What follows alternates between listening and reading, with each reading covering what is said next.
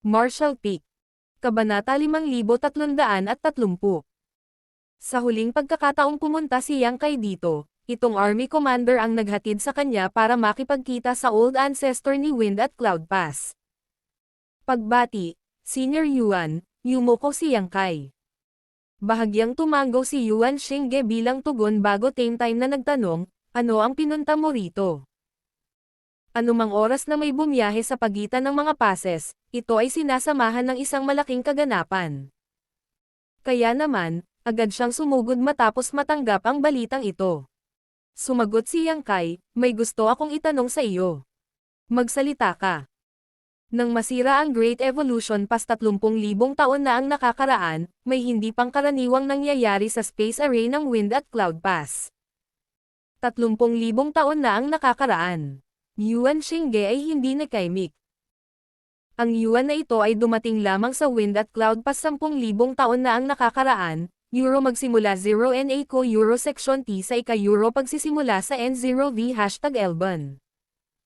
Paano niya malalaman ang tungkol sa nangyari 30,000 taon na ang nakalilipas? Masyadong matagal na ang nakalipas. Sa katunayan, hindi pa siya ipinanganak ng 30,000 taon na ang nakalilipas. Mayroon bang sino mang buhay mula sa 30,000 taon na ang nakalilipas sa past? Meron. Pero hindi nila malalaman ang tungkol dito. Ang bawat isa ay may kanya-kanyang tungkuling itinalaga sa kanila. Bukod sa taong nagbabantay dito noong panahong iyon, malamang na hindi alam ng iba ang tungkol sa paggamit ng space array. Pagkatapos ng ilang sandali ng katahimikan, nagtanong si Yuan Xingge, importante ba ito? Time na tumango si Yang Kai, napakahalaga nito. Lumingon si Yuan Xingge at sinabing, sumunod ka sa akin, dadalhin kita sa matandang ninuno. Walang kwenta ang pagtatanong sa iba tungkol dito. Pinakamabuting magtanong na lang sa matandang ninuno, pagkatapos ng lahat. Tiyak na mahigit 30,000 taon na ang nakalipas mula nang magsimulang mamuno ang kasalukuyang old ancestor sa Wind and Cloud Pass. Pagkaraan ng ilang sandali, nakita ni Yang Kai ang Wind and Cloud Pass old ancestor na inaalagaan ang kanyang mga baka sa pagpapakita ng kanyang maliit na universo sa isang liblib na lokasyon sa Wind at Cloud Pass. Sa pagtanggap ng paalala ng matandang ninuno na si Xiao Xiao, maingat na pinagmasdan ni Yang Kai ang pagkakataong ito at alam na mayroon ng isang matandang baka na may siraang sungay. Lihim na hinuhulaan na ito ay dapat na isang napakalakas na halimaw na hayop. Marahil ay naramdaman ang tingin ni Yang Kai na gumagala sa mga buto-buto nito, ang matandang baka, na casual na kumakain ng damo, ay nagtaas ng ulo at umuungol. Kinuyam ni Yang Kai ang kanyang kamao at sumagot, pag-uulat sa old ancestor, nawawala ang core ng Great Evolution Pass. Bahagyang nagbago ang ekspresyon ni Yuan Xingge matapos itong marinig. Ngunit ito ay nasa loob din ng kanyang inaasahan, ng lahat. Ang Black Ink Clan ay sumikop sa Great Evolution Pass ng higit sa 30,000 taon, kaya tiyak na hindi nila iiwan ang core. Magkagayunman, ang hindi niya maintindihan ay kung ano ang kinalaman ng pagkawala ng core sa Wind at Cloud Pass, space array 30,000 taon na ang nakalilipas. Nang hindi na sila hinintay na magtanong, ipinaliwanag ni Yang Kai, naghinala si Junior na kapag nasira ang Great Evolution Pass, kinuha ng human soldiers mula noon ang core at sinubukan itong ipadala sa Wind and Cloud Pass. Ang matandang ninuno ay tumingin sa kanya ng may interes, bakit sa palagay mo? Sumagot si Yang Kai na may seryosong tingin. Kung ako ay isang Great Evolution na sundalo 30,000 taon na ang nakalilipas. At nakita ko na ang old ancestor ay babagsak sa labanan at ang Great Pass ay malamang na bumagsak, ang aking prioridad ay mag-isip ng isang paraan upang maprotektahan ang core. At kung gusto kong protektahan ito, ang tanging paraan para gawin ito ay ipadala ito sa malapit na Great Pass sa pamamagitan ng space array. Tumango ang matandang ninuno bilang pagsang-ayon, makatuwiran iyon. Magpatuloy. Mga ad ng Pub Future. Ang mga passes na katabi ng Great Evolution Pass ay Wind at Cloud Pass, at Asher Void Pass. Sa oras na iyon, ang sitwasyon ay dapat na apurahan, kaya tiyak na pinili nila ang isa sa dalawang ito. Kung gayon, Bakit Wind and Cloud Pass at hindi Azure Void Pass? Ipinaliwanag ni Yang Kai. Pagkatapos na mabawi ang Great Evolution Pass, nagawa nitong ayusin ng junior na ito ang hyperspace array ng Great Evolution Pass, ngunit sa mga huling pagsubok, nagkaroon ng problema nang sinubukan kong mag-teleport sa Wind at Cloud Pass. May nakakasagabal sa space array, na pumipigil sa maayos na koneksyon sa pagitan ng dalawang passes. Wala akong pagpipilian kundi ang pumasok sa Void Corridor at personal na masira ang interference, na nagpapahintulot sa space array na gumana ng maayos. Dapat malaman ni Senior Yuan ang tungkol dito. Bahagyang tumango ang kalapit na Yuan Xingge bilang pagsang-ayon. Noong araw na iyon, nang kumonekta ang space array ng Great Evolution Pass sa lugar na ito, may nagbukas na portal, ngunit walang dumaan mula sa kabilang panig. Pagkatapos lamang ng napakatagal na panahon ay dumating na si Yang Kai. Dahil hindi pa ito nangyari noon, ang mga sundalong naka-duty sa araw na iyon ay agad itong iniulat kay Yuan Xingge at sa Northern Army ng Army Commander of Wind at Cloud Pass na si Tian Lo. Sa kalaunan, dumating nga si Yang Kai, nilulutas ang misteryo. Noon, hindi maintindihan ni Yang Kai kung ano ang mali sa teleportation. Bagamat nalipat na niya ang buong Void Corridor para mag-imbestiga, hindi pa rin niya mahanap ang dahilan. Higit pa rito, bukod sa unang pagkakataon, walang kakaibang nangyari sa mga huling teleportasyon. Kaya, hindi gaanong pinansin ni Yang Kai ang bagay na ito. Naisip lang niya na dahil sa matagal nang hindi nagagamit ang Void Corridor at kailangang i-smooth out o i-unblock. Pero ngayon, bigla siyang naisip na hindi ito ang kaso. Malaki ang posibilidad na may na-stock sa Void Corridor at nakakasagabal sa katatagan nito. Kaya, kahit na natukoy nila ang direksyon at buksan ang portal, walang nagawang dumaan dito. Kung hindi sinabi ni Old Ancestor Xiao Xiao sa kanya ang tungkol sa Great Evolution Pass, Core. Hinding-hindi may isip ni Yang Kai na ang dalawang bagay na ito na tila walang kaugnayan ay talagang malapit na magkaugnay. Malinaw. Naunawaan ito ng matandang ninuno at nagtanong.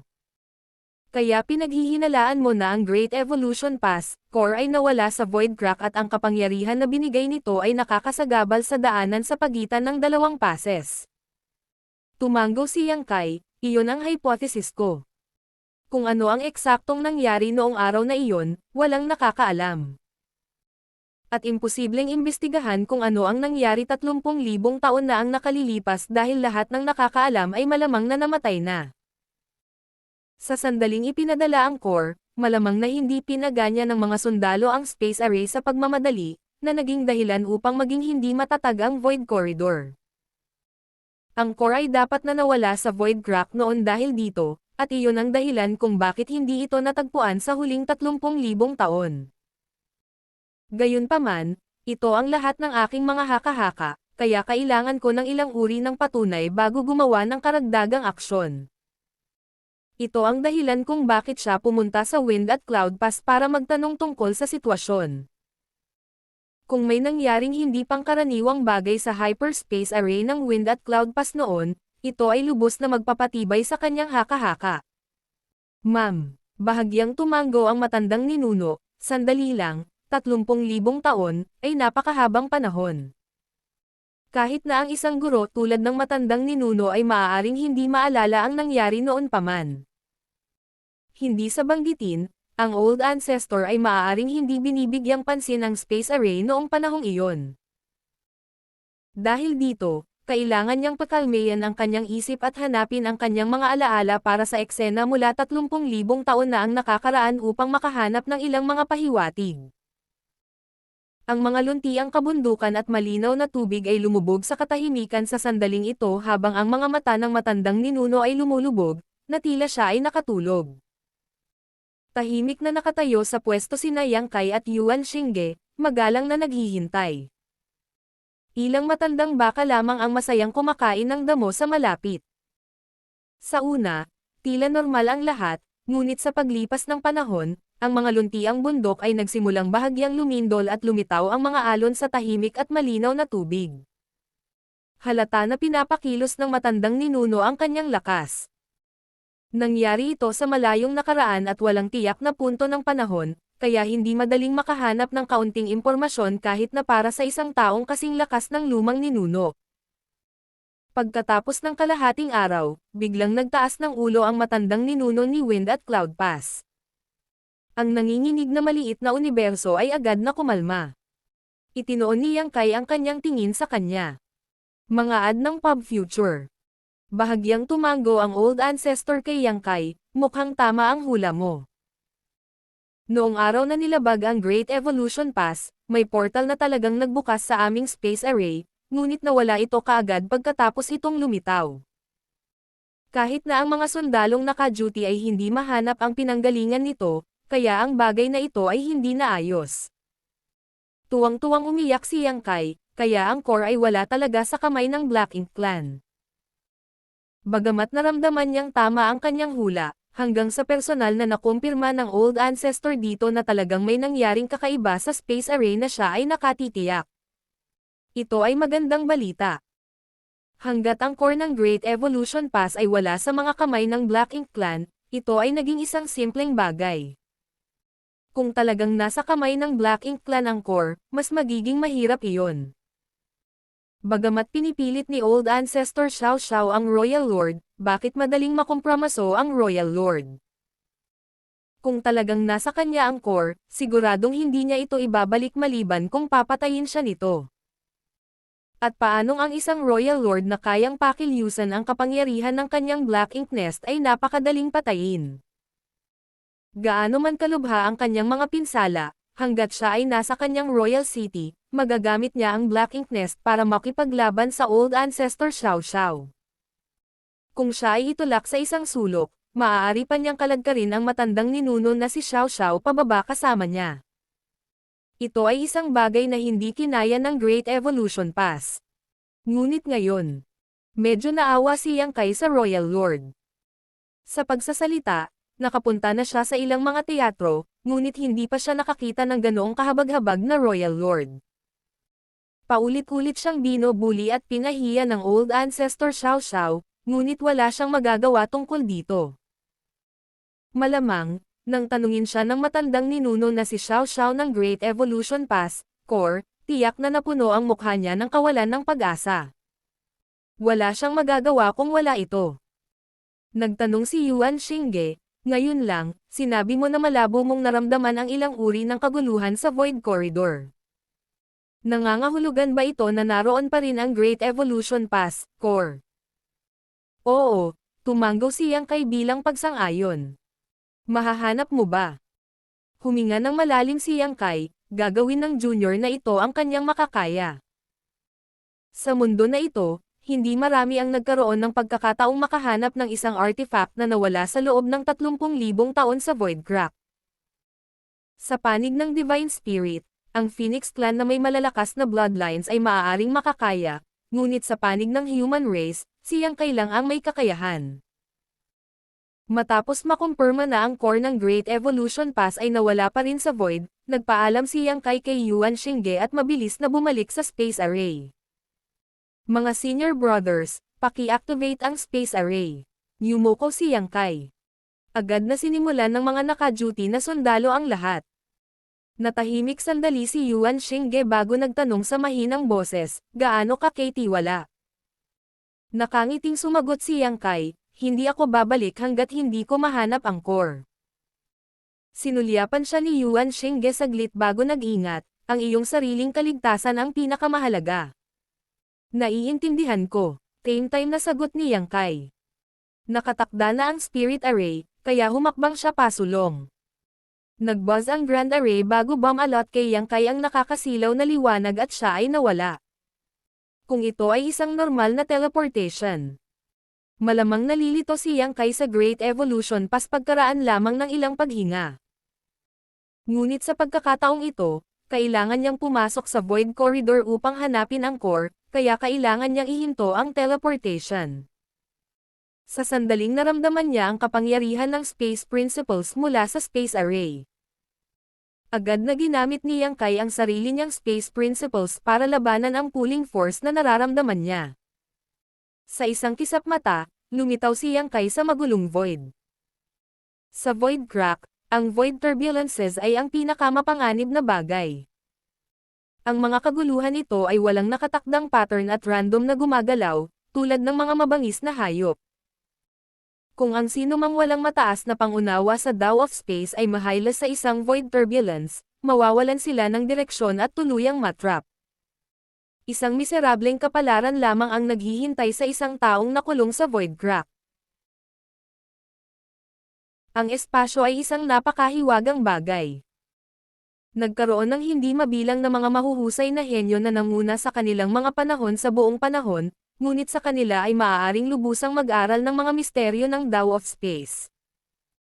Kahit na ang kasalukuyang Yangkay ay hindi nang ahas na sabihin na lubos niyang naiintindihan ang kakanyahan ng Tao ng kalawakan. Naglakad lang siya ng mas malayo at nakita ang higit pa sa Tao ng kalawakan kaysa sa iba. Maraming beses na siyang nakapunta sa void crack, kaya natural na hindi siya estranghero sa omnipresent na void turbulence na ito. Ang mga ordinaryong tao ay hindi makakahanap ng direksyon o anumang uri ng regularidad dito, para sa mga bihasa sa Tao of Space, ngunit ang mga paggalaw ng void turbulence ay kapansin-pansin pa rin. Bagamat natukoy na ang Great Evolution Pass, core ay nawala sa void crack, walang nakakaalam kung saan ito eksakto. Pagkaraan ng 30,000 taon, marahil ang core ay naanod sa malayong kasama ng daloy ng void turbulence. Ang kailangang gawin ngayon ni Yangkay ay maghanap ng ilang pahiwatig na magagamit niya para mahanap ang core sa walang hanggan na kalawakan na ito. Ito ay walang alinlangan na isang mahirap na gawain. Ang tanging piraso ng magandang balita ay ang core ay hindi dapat masyadong naanod sa malayo, kung hindi. Hindi nito maaabala ang katatagan ng Void Corridor sa pagitan ng Great Evolution Pass at Wind at Cloud Pass. Sinubukan ni Yangkay ang kanyang makakaya na alalahanin ang lugar kung saan nag-ambala ang Void Corridor noon. Ang kanyang figure ay gumagalaw sa Void Turbulence na parang isda sa tubig habang tinutulak niya ang kanyang space principles. Samantala, si Yuan Xingge, sa Wind and Cloud Pass, Space Array, ay nagutos, magpadala ng mensahe sa Great Evolution Pass at ipaalam sa kanila ang sitwasyon dito. Walang ideya ang Great Evolution Army kung gaano katagal bago mahanap ni Yangkay ang core sa void crack, ngunit dapat ay naghihintay pa rin sila ng balita. Tumango ang sundalong naka-duty bilang tugon at mabilis na naghanda ng blankong Jade Sleep. Itinala niya ang lahat ng nangyari dito gamit ang kanyang Divine Sense bago ay activate ang Space Array at ipadala ang Jade Sleep sa Great Evolution Pass. Sa sandaling magkaugnay ang dalawang array, naramdaman ito ni Yangkay, na nasa void crack sa pagitan nila. Sa pamamagitan ng kanyang Divine Sense, mabilis niyang natuklasan na may mabilis na dumadaan sa lokal na espasyo. Sa lalong madaling panahon, naunawaan niya na dapat ito ay isang mensahe na ipinadala ng Wind at Cloud Pass sa Great Evolution Pass. Si Yuan Xingge ay medyo maislan, habang ako ay medyo palpak. Dapat ay nagsumbong ako kay Old Ancestor Xiao Xiao bago ako umalis. Ngunit dahil nagpapadala ng mensahe ang Wind at Cloud Pass, dapat ay maayos na ito ngayon. Walang nahanap si Yangkay habang nag-iimbestiga siya sa direksyon ng daloy ng Void Turbulence, na bahagyang ikinadismaya niya. Kung alam niya na ang Great Evolution Pass, core ay nawala sa Void Crack na ito, hindi sana siya nagmadaling buksan ang Void Corridor noong araw na iyon. Walang alinlangan na iyon ang pinakamagandang pagkakataon upang mahanap ang core, dahil mahahanap niya ang pinagmulan ng kaguluhan. Ang pinagmulan ng kaguluhang ito ay tiyak na ang lokasyon ng core. Gayunpaman, walang saysay na iyakan ang natapong gatas, walang sino man ang nag-asam ng ganoong sitwasyon na magaganap.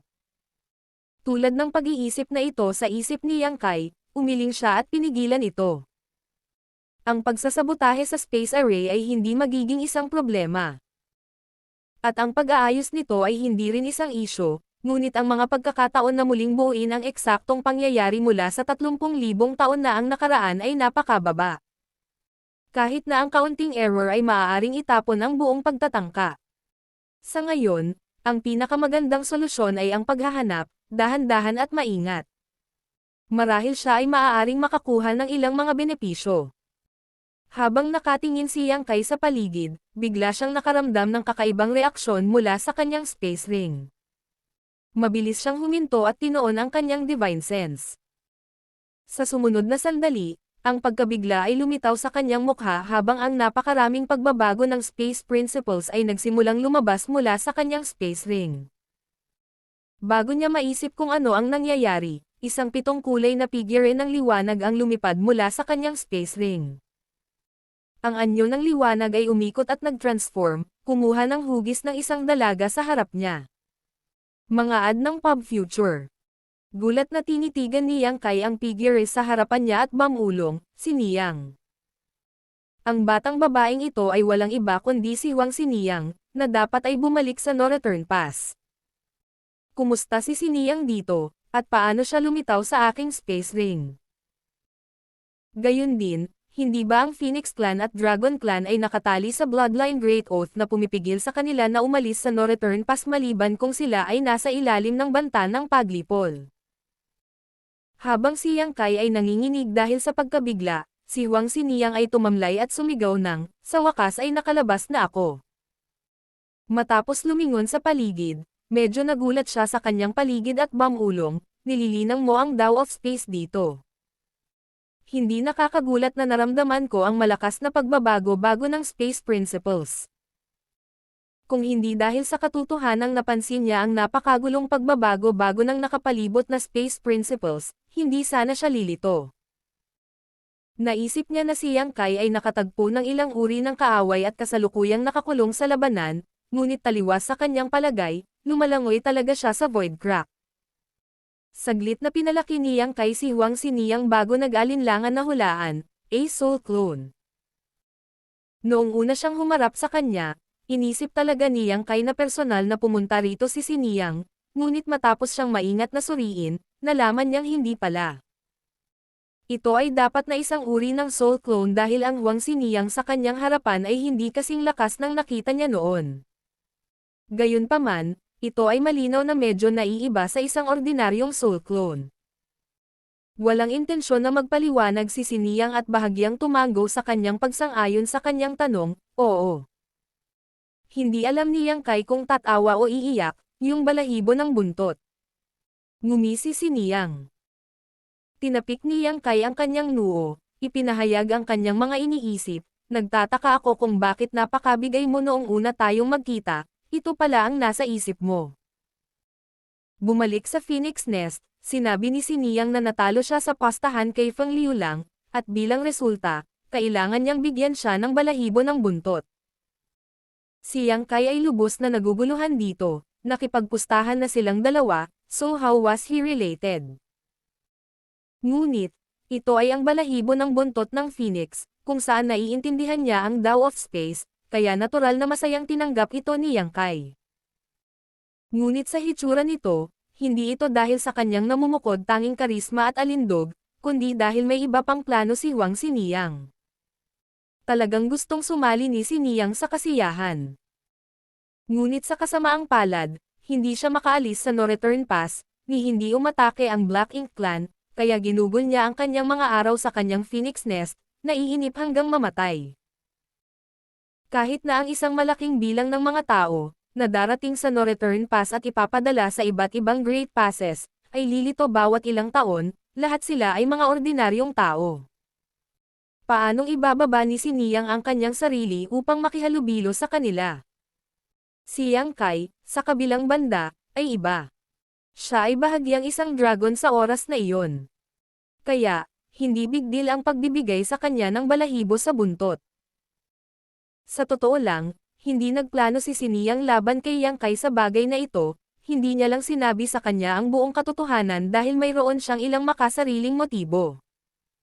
Bagamat ang Space Ring ay isang selyadong espasyo, kung saan ang mga nakamit ng Phoenix Clan sa Tao of Space, natural na hindi magiging mahirap para sa Xiniyang na makatakas kahit na ilagay ni Yang Kai ang balahibo ng buntot sa loob ng isa.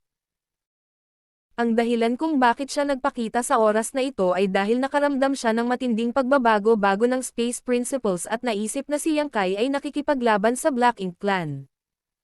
Kaya lumabas siya para sumali. Bilang resulta, lumitaw siya sa Void Crack. Ang iyong soul clone ay hindi pinaghihigpitan ng bloodline oath. Tanong ni Yang Kai. Itinikom ni Huang Xiniyang ang kanyang mga labi, ito ay isang soul clone lang, bakit ito makakatanggap ng anumang mga paghihigpit? Hindi naman big deal kung hindi aalis ang main body ko sa no return pass. Tumanggo lang si Yang Kai bilang tugon. Mga ad ng pub future. Anong ginagawa mo sa ganoong lugar? Tumingin si Huang Xiniyang sa paligid, at nang wala siyang makita kundi ang void turbulence, na puno ng pagkabigo ang kanyang mukha. Bagamat ang kanyang balahibo sa buntot ay katulad ng isang soul clone, hindi talaga ito isa, kaya hindi niya mapanatili ang estadong ito nang walang katapusan. Sa karamihan, maaari lamang siyang magpakita ng 3 beses bago ito naging hindi epektibo. Ito ay isang pag-aaksaya ng isang pagkakataon, kaya siya ay tunay na inis. Si Yang Kai, sa kabilang banda, ay tuwang-tuwa, Xiniyang, dumating ka sa tamang oras. May kailangan ako sa tulong mo. Hindi mapigilan ni Huang Xiniyang na mamangha sa kanyang masayang ekspresyon. Matapos ipaliwanag ni Yang Kai ang sitwasyon, tumanggo si Huang Xiniyang, naiintindihan. Dahil iyon ang kaso, maghiwalay na tayo at maghanap. Pagkasabi nito, ang kanyang anyo ay kumikislap habang siya ay nag-transform sa isang 7 kulay na guhit ng liwanag at nawala sa void turbulence. Namamangha si Yang Kai. Bagamat ang kanyang karunungan sa Tao of Space ay umabot na sa napakataas na antas at wala siyang problema sa pagtawid sa magulong void na ito.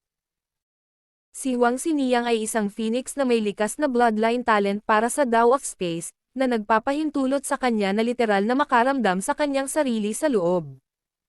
Ganitong uri ng kapaligiran. Hindi niya maaaring ulitin ang parehong gawa. Wala itong kinalaman sa mastery. Kung siya ay maituturing na isang taong nag-practice at nakabisado ang sining ng paglangoy, kung gayon si Huang Xiniyang at ang iba pang mga phoenix ay magiging mga isda na ipinanganak sa karagatan. Magkagayunman, kung iisipin niya ito mula sa ibang pananaw, mayroon siyang sariling mga pakinabang. Bagamat ang kanilang bloodline talent ay talagang makapangyarihan at kapaki-pakinabang, ito ay itinakda din sa bato na may paunang natukoy na mga limitasyon. Ito rin ang dahilan kung bakit hindi naayos ng Phoenix Clan ang mga nasirang Universe Temples. Ang human race ay gumawa ng maraming inobasyon at gumawa ng maraming aplikasyon para sa Tao of Space, isang bagay na hindi maihahambing ng Phoenix Clan. Sa anumang kaso, hindi dapat maging problema ang paghahanap ng Great Evolution Pass Core sa tulong ni Huang Xiniyang. Kung paano niya sasabihin sa kanya pagkatapos mahanap ito, iyon ay isang bagay na hindi ikinabahala ni Yang Kai. Ang mga bentahe na maipapakita ng Phoenix Clan dito ay hindi niya maabot. Dahil napakabilis na umalis ni Xiniyang, tiyak na mayroon siyang paraan upang mahanap siya muli. Sa pag-iingat sa kanyang sarili, si Yang Kai ay dumaan din sa void turbulence at nagsimulang maingat na maghanap. Sa kasamaang palad, wala siyang nahanap, hanggang sa may naramdaman siyang kakaibang paggalaw sa void malapit sa kanya sa isang punto. Itinoon ni Yang Kai ang kanyang sentido upang mag-imbestiga at nalaman niyang may 7 kulay na sinag ng liwanag ang mabilis na lumalapit sa kanya sa pamamagitan ng void turbulence. Hindi ko alam kung ito ang hinahanap mo, ngunit may kakaiba doon, ulat ni Huang Xiniyang bago tumalikod at humantong sa daan. Mabilis siyang hinabol ni Yang Kai. Ilang sandali pa, huminto ang dalawa sa isang lugar sa void crack, tinitigan ang kakaibang eksena sa harap ng kanilang mga mata. Bahagyang nawalan ng isip si Yang Kai nang makita ito. Maraming beses na siyang naglakbay sa void crack, ngunit hindi pa siya nakakita ng ganito. Ang void turbulence ay halos tumigas at naging parang sphere na bagay.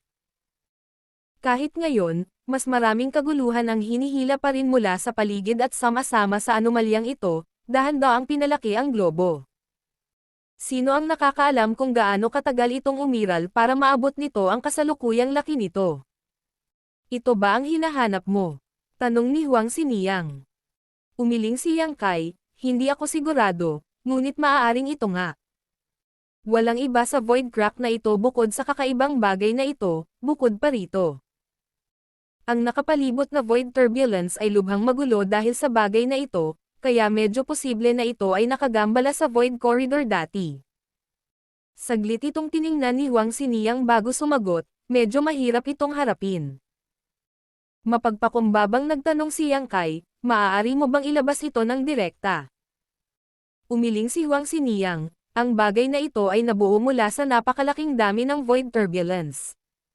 Kahit na maaari mong pilitin itong buksan. Kapag ang istruktura ay nabalisa. Ang daloy sa paligid dito ay tiyak na magiging lubhang marahas at magulong, hanggang sa punto kung saan ang bahaging ito ng void crack ay mapupunit at magkakalat ng sapalaran. Tumanggo si Yang Kai sa kanyang pagsang-ayon. Kung gayon, dahan-dahan nating buksan ito. Sa loob ng void crack, may kakaibang bagay na nabuo mula sa hindi mabilang na magulong daloy. Hindi banggitin si Yang Kai, kahit si Huang Xiniyang ay hindi pa nakakita ng katulad nito dati. Gayunpaman, malabo na naramdaman ni Yang Kai na mayroong isang bagay sa loob ng kakaibang anomalyang ito, kung hindi ito makakapag-drawing sa nakapalibot na void turbulence. Ang bagay na ito ay malamang na Great Evolution Pass, core na hinahanap ni Yang Kai. Kung ganoon, ang tanging paraan para makuha ang core ay ang paghiwalayin ang mga individual na stream ng void turbulence na naipon sa nakalipas na 30,000 taon. Ito ay walang alinlangan na isang lubhang komplikadong gawain. Si Huang Xiniyang ay nakaramdam ng matinding galit. Noon, ibinigay niya ang kanyang balahibo sa buntot kay Yang Kai higit sa lahat dahil gusto niya itong samahan at makahanap ng pagkakataon na sumali sa kasiyahan at pumatay ng ilang Black Ink Clansmen. Ngunit sa unang pagkakataon na nagpakita siya ng sarili, inutusan siya ni Yang Kai. Sa paligid tulad ng isang manggagawa. Kung ihahambing ng isa ang spherical na bagay na ito sa harap nila sa isang bola ng sinulid, kung gayon ang hindi mabilang na magulong alon sa loob at paligid nito ay ang mga sinulid. Ang mga thread na ito ay interweaving at nagsasapawan sa bawat isa sa bawat layer sa isang kumpletong gulo. Kung nais ng isang tao na lutisin ang mga agos na ito ay katumbas ng pagbunot ng mga sinulid mula dito ng paisa-isa hanggang sa mabunyag kung ano ang nakatago sa loob. Nangangailangan ito ng malaking paghahangad at pasensya. Ito ay walang alinlangan na ang pinaka-brute force na paraan, ngunit ito rin ang tanging paraan na magagamit. Matapos marating ni Yang Kai ang konklusyong ito, kumilos siya. Ginamit niya ang space principles upang bumuo ng isang hadlang sa paligid ng globo, na ihiwalay ito. Kinailangan niya munang ihiwalay ito dahil ang globo na ito ay patuloy na gumuguhit sa nakapalibot na void turbulence. Kung hindi niya ito ibubukod, hinding-hindi niya lubos na mapapawi ang magulong daloy. Para sa kasalukuyang Yang Kai, ang pagbuo ng hadlang ay isang simpleng bagay. Pagkaraan ng ilang sandali, isang isolation field na nilikha ng space principles ang bumalot sa globo. Ang space principles ay patuloy na nagbabago habang ang divine sense ni Yang Kai ay lumundag patungo sa globo, na naghahanap ng mga mahihinang lugar upang pagsamantalahan. Pagkaraan ng ilang sandali, ang isang stream ng void turbulence na nakakabit sa sphere ay inilabas at pagkatapos ay itinulak ni Yang Kai palabas ng barrier, na itinapon ito sa void crack. Ang unang hakbang ay palaging ang pinakamahirap. Matapos ang unang matagumpay na pagtatangka, nakita ni Yang Kai na ang pangalawa ay mas simple. Matapos tanggalin ang ilang dosenang stream ng void turbulence, lumingon si Yang Kai sa naiinip na si Huang Xiniyang at tinawag siya, "Xiniyang, huwag ka lang tumayo dyan, tulungan mo ako." Wala siyang ideya kung gaano karaming mga stream ng void turbulence ang natipon sa globo na ito sa nakalipas na 30,000 taon. Ang ilan ay pinagsama-sama habang ang iba ay naghiwalay, kaya ang eksaktong bilang ay imposibleng matukoy. Ang sigurado lang ay napakalaking dami nila. Kakailanganin siya ng maraming oras at pagsisikap kung susubukan niyang paghiwalayin silang lahat ng mag-isa. Tinitigan siya ng masama ni Huang Xiniyang, "Gusto mo bang tumulong itong dakilang tiya? Mukhang malaki ba ang utang na loob ko sa iyo o ano?" Sa kabila ng sinabi nito, nakiisa pa rin si Huang Xiniyang. Sa sumunod na sandali, naramdaman ni Yang Kai ang malalakas na pagbabago-bago ng space principle na nagmumula sa kanya habang naglalabas siya ng magulong daloy sa pamamagitan ng banayad na pagkumpas ng kanyang kamay. Siya ay maraming beses na mas mabilis kaysa sa kanya dito. Si Yang Kai ay labis na humanga. Ang Phoenix Clan ay talagang karapat-dapat sa titulo nito. Bukod dito, si Huang Xiniyang ay naging mas mabilis at mas mabilis sa kanyang mga sumunod na pagtatangka. Pagkatapos ng maikling pamilyarisasyon, ang kanyang pares ng makatarungang mga kamay ay nagsimulang gumalaw pabalik-balik, na pamitik ng kanyang mga daliri ng napakabilis. Sa bawat pagpitik niya ng kanyang mga daliri, ang Space Principles ay umaalon sa paligid niya, mabilis na naglalabas ng magulong daloy sa palibot ng globo. Mga ad ng Pub Future. Malinaw, ito ay isang napakalalim na aplikasyon ng Dao of Space. Habang si Yang Kai ay tahimik na kinukuha ang Void Turbulence, ninanakaw din niya ang kanyang kaalaman sa isang bukas at above-board na paraan. Hinati niya ang kanyang atensyon sa pagitan ni Huang Xiniyang at sa kanyang gawain, pinahahalagahan ang malalim na misteryo ng Dao of Space. Ang ganitong uri ng aplikasyon ng Dao of Space ay napakalalim. Ang isang taong hindi nagal-inang ng Dao of Space ay tiyak na malilito sa paningin nito, ngunit tumagal lamang ng kalahating oras si Yang Kai upang lubos na maunawaan ang asensya nito. Sa loob ng ilang sandali, silang dalawa ay nakatayong magkatabi sa harap ng kakaibang globo, gamit ang kanilang lakas upang mabaliw na alisin ang mga sinulid mula rito. Bumaba ang laki ng higanteng globo habang bumababa ang Void Turbulence sa paligid nito. Kung si Yang Kai man o si Huang Xiniyang, ang bilis ng paghihiwalay nila sa Void Turbulence ay naging mas mabilis at mas mabilis hanggang sa maabot ng bawat isa sa kanila ang kani-kanilang peak. Tahimik na nagkalkula si Yang Kai, at ayon sa kanyang kasalukuyang bilis, aabutin siya ng kalahating taon bago ganap na maalis ang kaguluhan na bumubuo sa globo na ito. Makikita niya ang nakatago sa loob noon. Ito ay malamang na Great Evolution Pass, Core, kung tutuusin, wala nang ibang mawawala sa ganitong uri ng mapahamak na lugar. Gayunpaman, pagkaraan ng isang buwan o higit pa, biglang huminto si Huang Xiniyang at lumingon kay Yang Kai, hindi na ako makapagpumilit pa, ipaubaya ko na sa iyo ang iba. Pagkasabi nito, kumislap ang kanyang anyo habang lumilipad siya patungo kay Yang Kai. Nang nasa kalagitnaan na siya, ang 7 kulay na bahid ng liwanag ay bumalik sa balahibo ng buntot, na mabilis na hinawakan ni Yang Kai. Naririnig man siya ni Xiniyang o hindi, pinasalamatan pa rin siya ni Yang Kai, maraming salamat sa iyong pagsusumikap. Ngunit sa paghusga dito, naging malinaw na ang balahibo ng buntot ay talagang kakaiba sa isang soul clone. Hindi bababasa, ang mga normal na soul clones ay hindi mauubos ang kanilang lakas ng ganoon kabilis. Hindi alam ni Yang Kai kung magagamit muli ni Huang Ningxi ang clone na ito, ngunit itinuring niyang posible ito. Maingat niyang inilagay ito sa kanyang space ring. Sa anumang kaso, si Xiniyang ay maaaring makalusot sa hadlang ng space ring sa kanyang sarili, kaya kung gusto niyang lumitaw, siya ay magpakita ng kanyang sarili. Kung wala ang tulong ni Xiniyang, walang pagpipilian si Yang Kai kundi magtrabaho ng mag-isa. Ang orihinal na kalahating taon na pagtatansya ay agad na nadobol. Gayunpaman, hindi naging boring ni Yang Kai ang ehersisyong ito. Ang karanasang ito ng pag-extract ng Void Turbulence ay napakabihirang at nagkataong parang pagsubok sa kanyang karunungan sa Dao of Space. Naabot na niya ang kanyang limitasyon sa mga tuntunin ng bilis ng pagkuha ng Void Turbulence. Kung malalampasan niya ang limitasyong ito, marahil ay bubuti ang kanyang karunungan sa Dao of Space. Mula noon, patuloy na sinubukan ni Yang Kai ang lahat ng uri ng pamamaraan para makuha ang Void Turbulence, na nakakakuha ng kaunti sa bawat pagkakataon. Sa isang punto, bigla siyang tumigil at itinoon ang kanyang atensyon sa globo. Pagkatapos ng mahabang panahon ng pagkuha, ang globo ay nabawasan sa taas ng 2 tao lamang na pinagsama, at ang bagay na nakatago sa loob ay tila nagsiwalat sa wakas ng ilang mga pahiwatig. Bahagyang naramdaman ni Yang Kai ang kakaibang pagbabago ng enerhiya na nagmumula sa loob ng globo ngunit hindi siya nang ahas na tumalon sa anumang konklusyon at maingat na sinuri ang lahat. Sa sumunod na sandali, tuwang-tuwa siya. Tila, tama ang kanyang hula, malamang na ang sphere na ito ay Great Evolution Pass, Core. Patuloy niyang inilabas ang Void Turbulence nang walang pag-aalinlangan. Habang ang nakapalibot na magulong agos ay isa-isang nahuhubad, ang tunay na anyo ng bagay na nakatago sa loob ay tuluyang nahayag.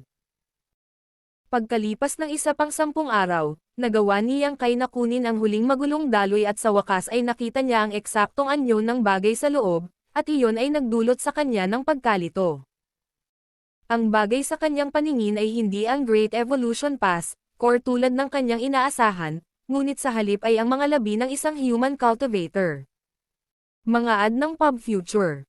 Mahabang panahon na ang lumipas mula nang mamatay ang tao na ito. Ang bangkay ay puno ng mga sugat na ang laman nito ay nalante sa ilalim ng epekto ng void turbulence. Sa paghusga sa estado ng bangkay bago ito mamatay, ang ekspresyon sa mukha nito ay maaaring ituring na mapayapa. Hindi alam ni Yang Kai kung ano ang utos ng matandang ito noong nabubuhay pa siya, ngunit bahagyang naramdaman niya ang natitirang space principles mula sa kanyang labi. Ang mga natitirang space principle na ito ay hindi isang bagay na naiwan ng void turbulence, ngunit sa halip ay pagmamay-ari ng taong ito sa simula. Sa madaling salita, dapat na nilinang ng lalaking ito ang daw ng kalawakan noong siya ay nabubuhay pa.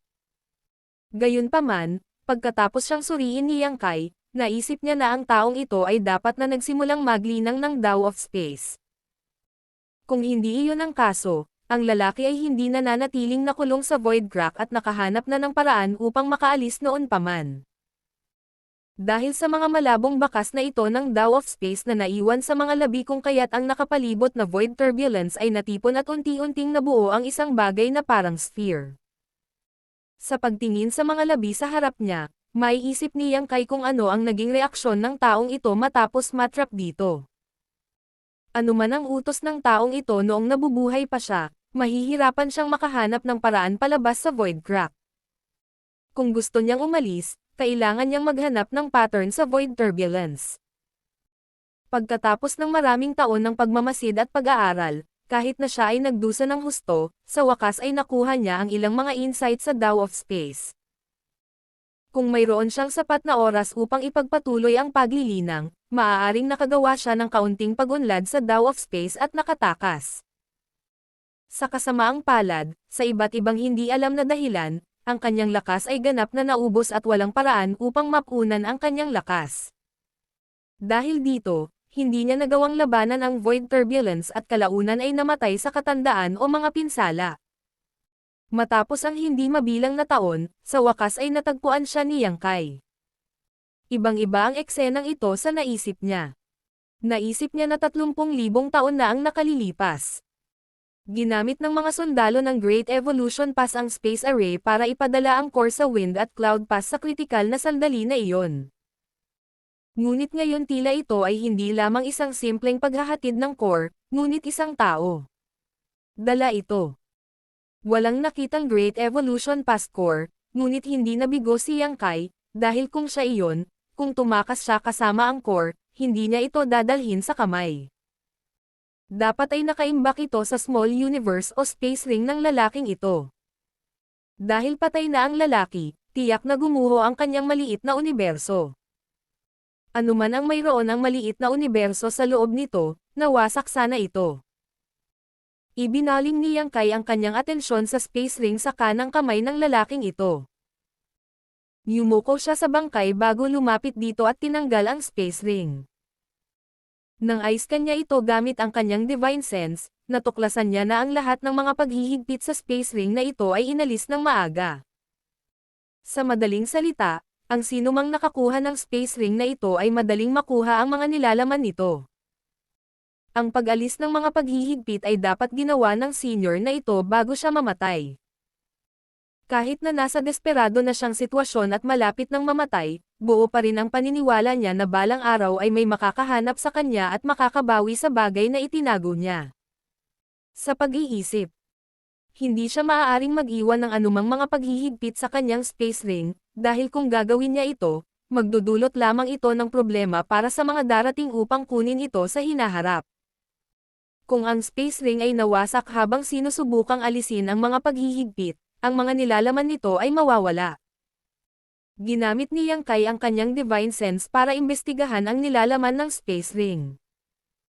Ang malaking espasyo sa loob ay walang laman, na ibinigay dahil malamang na inubos ng lalaking ito ang lahat ng kanyang makakaya habang siya ay nakulong dito.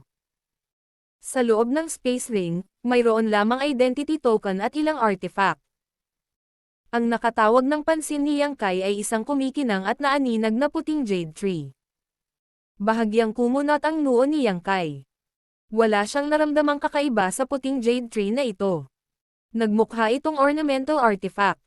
Ito ba ang Great Evolution Pass, Core? Kung hindi, nasaan si Core?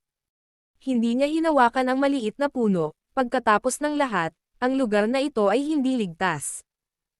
Kung ang Jade Tree ay talagang Great Evolution Pass, Core, hindi ito angkop na dalhin dito.